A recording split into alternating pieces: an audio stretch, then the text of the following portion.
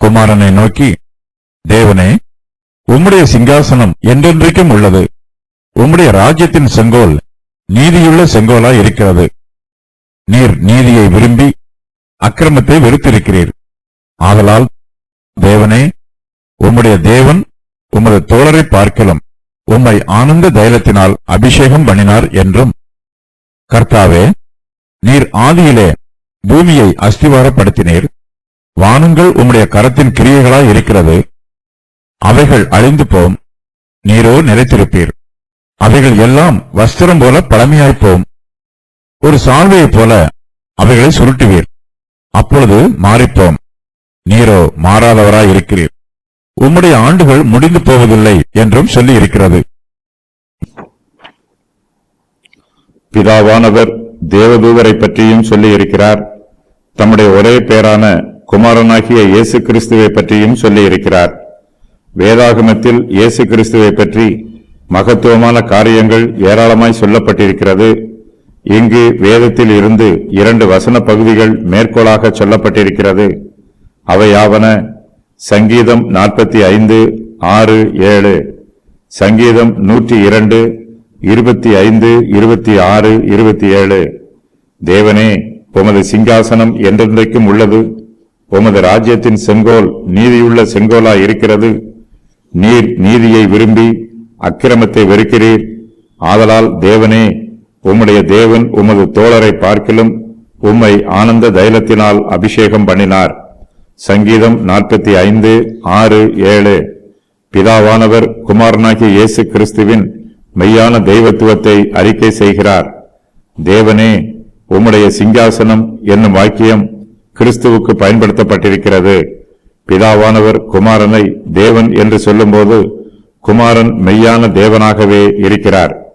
குமாரனுடைய ராஜ்யத்தை பற்றியும் பிதாவானவர் சாட்சியாக அறிவிக்கிறார். குமாரனுக்கு ராஜ்யமும் சிங்காசனமும் உண்டு. அவருடைய ராஜ்யத்திற்கு செங்கோலும் உண்டு. அவருடைய ராஜ்யத்தின் செங்கோல் நீதியுள்ள செங்கோலாக இருக்கிறது. கிறிஸ்துவின் ராஜ்யத்தில் அநீதி இருக்காது, அக்கிரமம் இருக்காது. அது நீதியுள்ளதாக இருக்கும், கண்ணியம் மிகுந்ததாக இருக்கும். பிதாவானவர் குமாரனுடைய ராஜ்யத்தை பற்றி சொல்லும்போது உம்முடைய சிங்காசனம் என்றென்றைக்கும் உள்ளது என்று அறிக்கை செய்கிறார். கிறிஸ்துவின் ராஜ்யம் நித்தியமானது.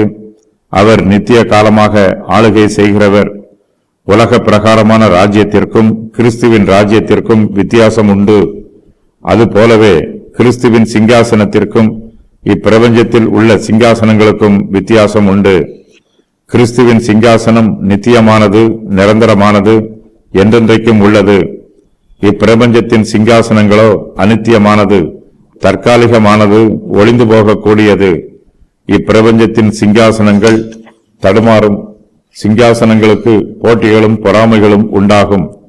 இப்பிரபஞ்சத்தின் பலவான்களுக்குள் சிங்காசனங்களை பிடிப்பதற்காக சண்டைகளும் யுத்தங்களும் உண்டாகும். கிறிஸ்துவின் சிங்காசனமோ அவருக்கு மாத்திரமே உரியது. அது நித்திய காலமாய் நிலைத்திருக்கக்கூடியது. அவருடைய ராஜ்யம் பரலோகத்தின் காலத்திலும் நிலைத்திருக்கும். பிதாவானவர் குமாரனுடைய ஆளுகையை பற்றி அறிக்கை செய்கிறார். அவருடைய ராஜ்யத்தின் செங்கோல் நீதியுள்ள செங்கோலாக இருக்கிறது.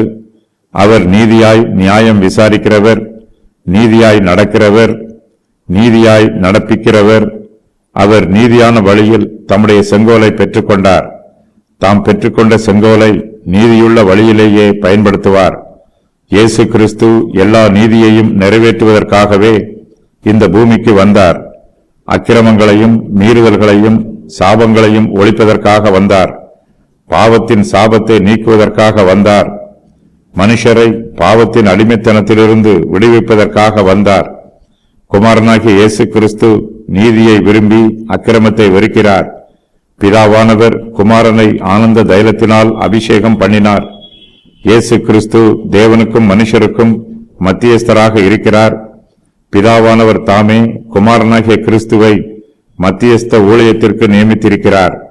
இந்த ஊழியத்தை அவருக்கு பிரதிஷ்டை பண்ணி உறுதி செய்திருக்கிறார்.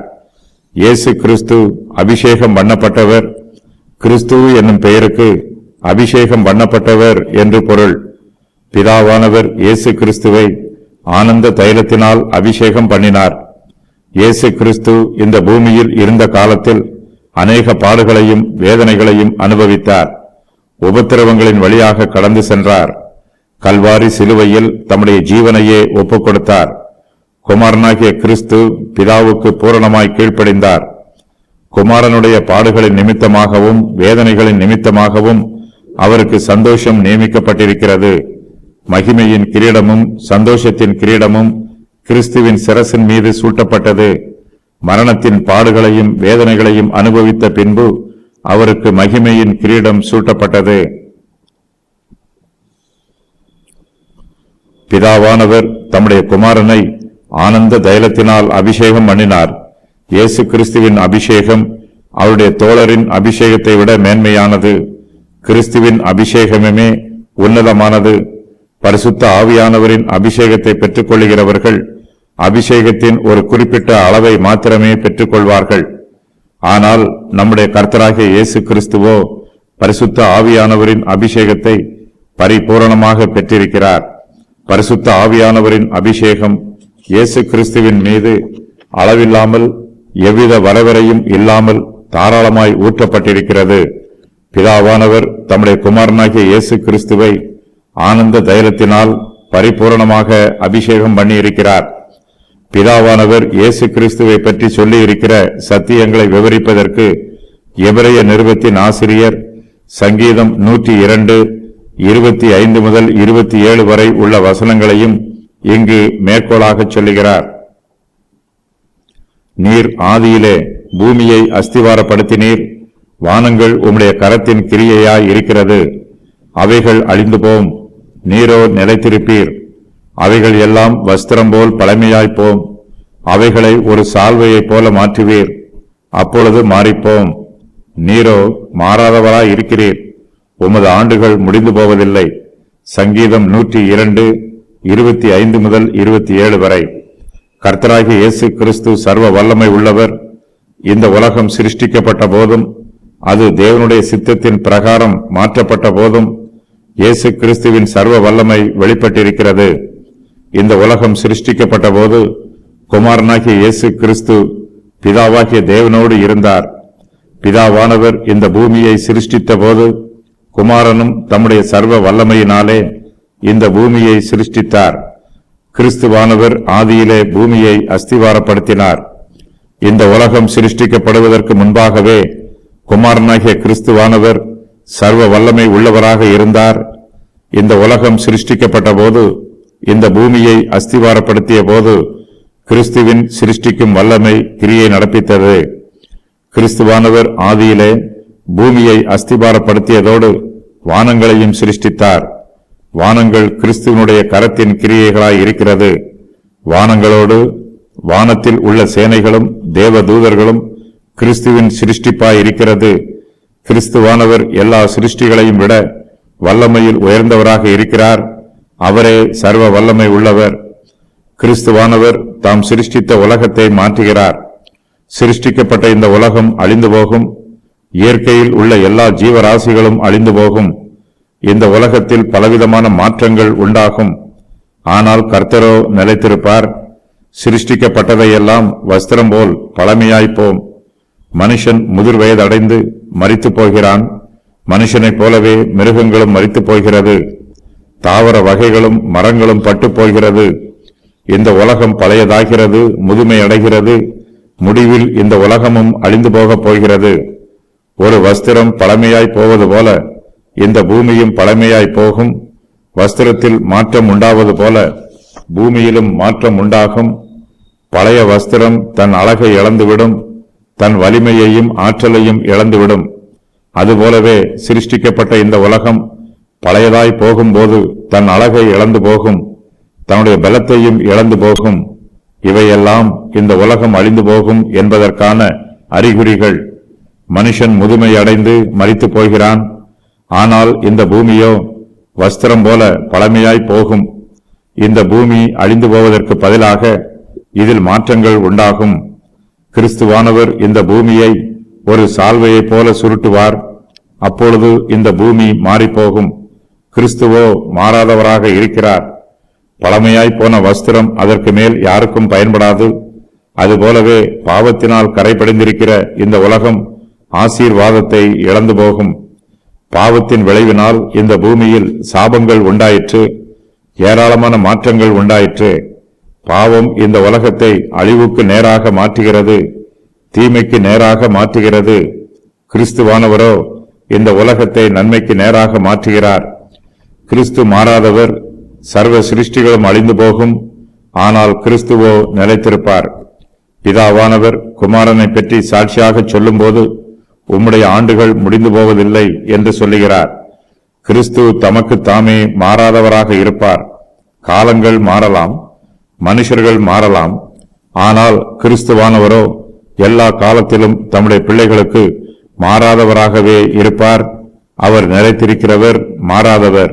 அவருடைய வருஷங்கள் முடிந்து போவதில்லை.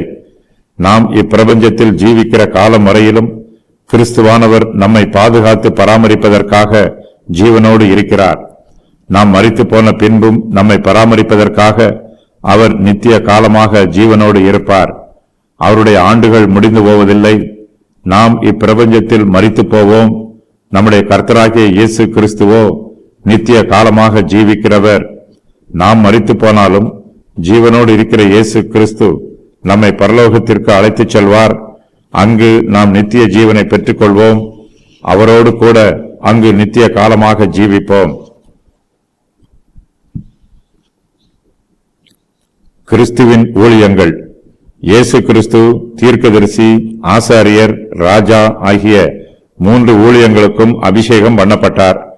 வேறு யாரும் இவ்வாறு 3 ஊழியங்களுக்கும் அபிஷேகம் பண்ணப்படவில்லை. ஒரு சிலர் தீர்க்கதரிசிகளாக, ஒரு சிலர் ஆசாரியர்களாக, ஒரு சிலர் ராஜாக்களாக அபிஷேகம் பண்ணப்பட்டிருக்கிறார்கள்.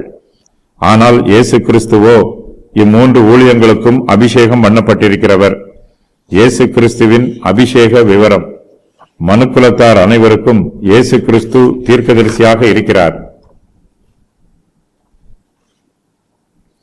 எல்லா இனத்தாருக்கும் இயேசு கிறிஸ்து பிரதான ஆசாரியராக இருக்கிறார். எல்லா தேசங்களுக்கும் இயேசு கிறிஸ்து ராஜாவாக இருக்கிறார். கர்த்தருடைய கரத்தின் கிரியைகள். பூமி, வானங்கள், சந்திரன், சூரியன், நட்சத்திரங்கள் ஆகியவை, ஜீவனுள்ள சிருஷ்டிகள் சர்வமும்